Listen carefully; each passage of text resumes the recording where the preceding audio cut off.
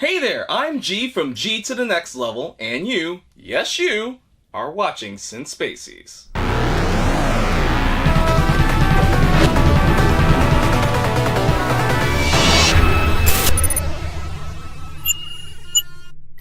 Spacies. G'day invaders, welcome to Spacies, and this is the Spacies spin for the week. Basically, this is a video where I'll be going over the news items for the week that interested me and things that just popped up that got my attention. So no, this is not a news video.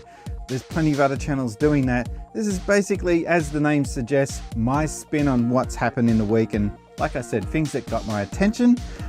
Starting off with Dragon Quest 1, 2 and 3 getting a physical release on Switch.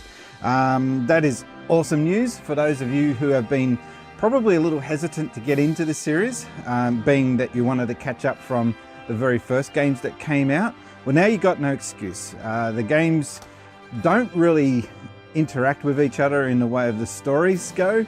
Very similar to Xenoblade Chronicles and Final Fantasy. So having said that, you don't need to have played any of these games from the past to understand what's happening in the later releases, but it's good to know where the game sort of originated and where it got its roots. And this is a port of, obviously not the NES versions that came out all those years ago. This is more of a mobile phone port that's been moved over to the Switch.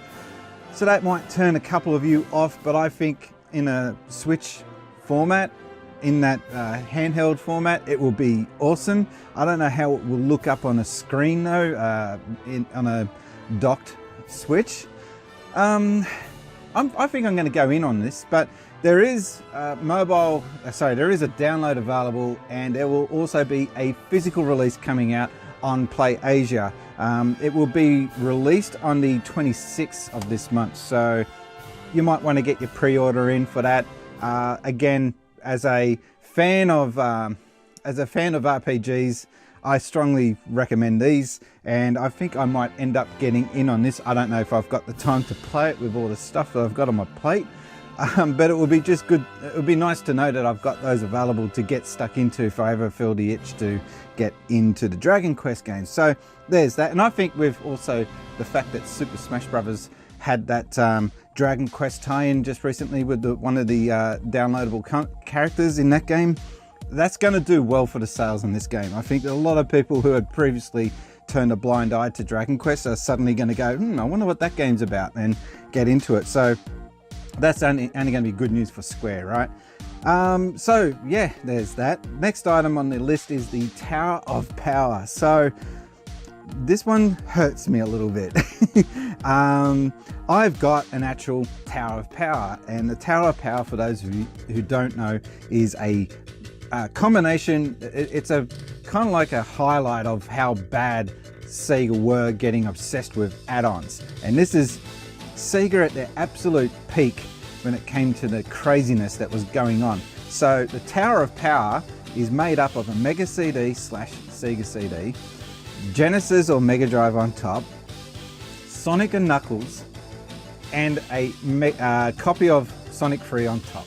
That is the complete Tower of Power. There is also a karaoke machine that went on the side as well. So this is not even its final form.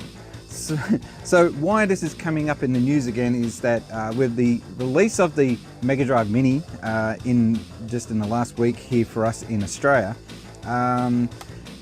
there was such attention to detail that on the side of the Mega Drive you can actually take open the slot port where the Mega CD would go into. It's not functional, you'll keep hearing that when you watch videos online about this thing, but it was just such a nice little attention to detail. And there was pictures kicking around on the internet of Japan getting their own Tower of Power. It was just this little mock-up model that they released to show off to the press, and nothing got said about it. And then all of a sudden, mystically, they appeared, or magically they started to appear on big YouTube channels to show off this Tower of Power. And I bet you a lot of these channels that were getting this sent out to them never went down the path of the Mega CD or the 32X back in the day. So from a personal standpoint, I would have loved to have had one of these sent to me, but That's not going to happen. And I've been checking out the prices on eBay. You can buy them in Japan, but it's like $140 the average price online for something that doesn't function. It doesn't actually do anything, but I would still like one. It would look cool. But anyway, so that's been released this week, and I think it's good that it got the attention of all these YouTubers, that got them talking about the Mega Drive Mini, Genesis Mini, and that can only be a good thing, I suppose. One of the interesting parts about this release this week is the actual feedback that the machine has been getting.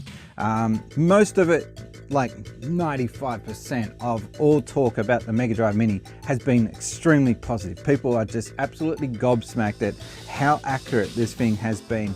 Very, very few minor differences, if any, between the original hardware and the finished Mini product. However, there's been a couple of videos that are leaking out now that are talking about how they wanted this game in, or they're puzzled about why that game got put in, or they're complaining about the emulation. I did a video, it's the one prior to this, where I'm talking about all the games, 42 of them, and I rate them in order of what I think is good to bad on this list. So I've kind of been getting involved in a little bit of that talk as well. But I think the majority of my conversations about the Mega Drive Mini has been glowing praise for this machine.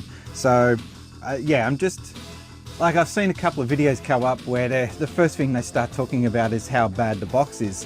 I don't know if the Genesis Mega Drive, or Genesis Mini box was different to the one we got here. But as soon as I saw that in the first opening line or two about this guy's thoughts on the Mega Drive Mini, I stopped watching, because I just thought, man, you really are nitpicking at such small details with this thing. Yeah, I personally think that they knocked it out of the park. Would have loved to have seen more games. I think there was enough room on there. I would be interested to see what their thought process was on restricting the list to 42 games. It is double what the Super Nintendo offered, the Super Nintendo Mini. But, you know, there was a couple of decisions that were made, such as Streets of Rage 2 being on there, but not Streets of Rage 1, and Shining Force 1 being on there, but the better Shining Force 2 was not on there. So a lot of stuff like that was in that mix. But I think that if you either had a Mega Drive in the past, this is a good machine to get you down that memory lane. And also, I think that the list of games on there there'd be guaranteed to be something on that list that you didn't own in your own collection, or you never got a chance to play. So I personally think it's definitely worth a purchase. In fact, I'm getting my second one from Japan sent out as we speak, so that will be on the channel soon. So I'd like to finish off, this is my last topic for the week, Nintendo being very arrogant. Now, there was a tweet that they put out saying that 200 lucky people will get the opportunity to buy a map, a poster for the Link's Awakening game.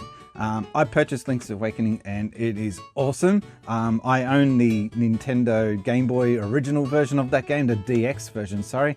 And love that game. I love the fact that they were able to squeeze a Zelda game all the way down into a small form factor like the Game Boy. How they did that was just absolutely amazing. But fast forward to 2019 and we're getting a full reimagined version of the game. The game itself is the same. All the maps are the same. Every little detail is where it was on the original game. But it's got new music, new graphics, and it brings this game into the new generation for today's gamers. I think the gamers who would play this probably wouldn't want to be playing the original game just because of the restrictions on the graphics. Some people are like that. This allows that story to be told to gamers who probably couldn't look past the limitations of the Game Boy. But this video is not about how good that game is. Plenty of videos online about that. My point though is Nintendo themselves. Now, I don't know if this represents everything that Nintendo represents, but this was a tweet that got put out by Nintendo New York. Now, they have the Nintendo store in New York. One day I'd love to visit that. That would be an awesome trip to be able to visit a store just dedicated to nothing but Nintendo items. But I think they're getting a little arrogant. A little arrogant, majorly arrogant. This is probably the most arrogant thing I've seen anyone put out this year. They put out a tweet saying that the first 200 people to line up for their midnight launch, mind you, will be getting a chance to buy for $15.95 US a poster showing the map of Link's Awakening. Man, I just think that that's, yeah. Couldn't they have just given that away? That's really lousy. I mean, it's surely doesn't cost them 15 US or 16 US, $15.95. I don't think it cost them anywhere near that to produce this map. So as a gesture for these people who took the time and effort to line up for hours for the midnight launch, they should have just given that out. Now, maybe they did. I'm hoping that that's what happened. I doubt that that's what's happened though, because they put this tweet out. They had the full intentions of selling it to each and one of these people for $15.95. I don't know, I think that tweet in a shell just sums up how arrogant Nintendo can be, and I personally disapprove. Would I have bought one? I don't think I would have. I'm not that, I didn't buy the collector's edition of Link's Awakening, so maybe that tweet wasn't aimed at me. But I just think that it just shows you that they don't reward their big fans. They don't reward the hardcore fans. They'll just gouge more money out of them. It just I scratch my head just trying to work out why they think that they could have the right to sell for $15.95 a piece of paper to these people who took the time and effort to line up. Not really impressed with that effort on behalf of Nintendo. Yeah. But that's my 2 cents worth. Leave your comments down below. Do you think you would have bought it? Do you think that that's too expensive a price to pay for a piece of paper? Do you think that Nintendo were scummy in not just giving it out to the first 200 people as a gesture of goodwill for those people that lined up? Let me know in the comments section down below. So don't forget, there's a competition running at the moment on Since Spacies for a chance to win a pack full of goodies from AK Racing. AK Racing are the people that really make these awesome chairs, these gaming chairs. I fall asleep in this chair, that's how comfortable it is. And I regret not buying one earlier. One day I'll do a video about why you should look at buying one of these gaming chairs as opposed to just going to IKEA and buying a standard office chair. I do think there are valid points behind buying one of these chairs. That will be coming up one day on the channel. But they don't just do gaming chairs, they also release a series of other little accessories such as footrest, mouse pad or mouse mat, and they also have a floor mat as well. Now, I have all those 3 items available as a prize, so you'll be able to win the floor mat, the mouse pad, and also the footrest. And there is a runners-up prize of just the footrest itself. All you need to do is send me a photo of your setup, your gaming setup. And the twist is that the worst one will win. So please get those entries in. You can either tweet it to me or you can send it to me via email at synthspacies@gmail.com. Get those entries in. Worst entry will win. Just remember, try and make it funny. But again, nothing too rude that I can't put up on the channel. Okay, so that's pretty much the wrap up for the week, and we've got PAX coming up very soon. It's getting here very, very close. It's less than 3 weeks away, so yeah, that's going to be interesting. We just had a big meet up then with all the other Sega Masters talking about what we're going to chat about on the panel. Yeah, that kind of went really well. You can see that they were a little bit distracted with that. But yeah, make sure that you're, if you're in the Melbourne PAX on Saturday at 11 o'clock, that you check in and see the panel. The more the merrier. We've got 5,000 seats to fill up, and I hope to fill up every one of those seats. It'll be awesome to step up on stage and see 5,000 gamers out there. So I'll be definitely doing videos on how that went. In the meantime, my name's been Brian and I've been gaming since Spacies. Thanks guys.